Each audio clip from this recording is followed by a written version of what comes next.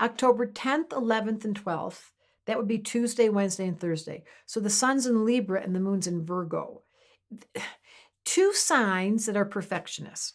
Libra is a sign that notices details like no one else. They pay attention to your jewelry and they look at the art that you're putting up on the walls and they notice the colors you're wearing and whether or not your hair looks good. They're really noticing it. And then Virgo's sitting there going, not so much. And they don't really say it because Libra doesn't want to insult anyone, but Moon and Virgo's like, you're bugging me. So if you wake up Tuesday, Wednesday, and Thursday and you've got an irritated Moon and Virgo energy, that's what happens. We're tracking the moon, aren't we? Then you'll understand.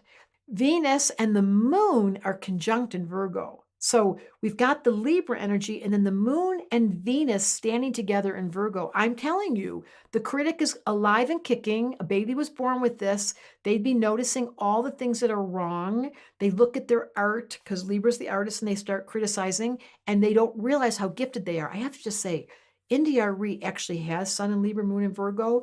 The artist in everything that she produces, this baby born with this has such style and taste. And if you're one of those people that suffers from the critic because you don't really get to accept the compliment, like the Libra, yes, I do love art. I do love my clothes. I do love the bedding in my room. I do love the paint on my wall. They are so specific. This is the challenge of Virgo Libra. They have preferences. They know exactly what they like. But when it comes to a compliment and receiving pleasure and being able to say, yes, I'm good, it's their worst trait. How many of you suffered from that? If a baby were born with this, your mom would teach the kid to say, you're a really good artist. Saturn is in Pisces.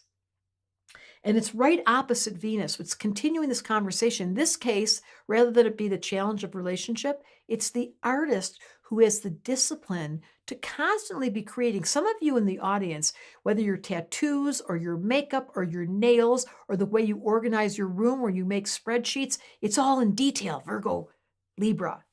That's an art form. However, you just think it's just the normal thing.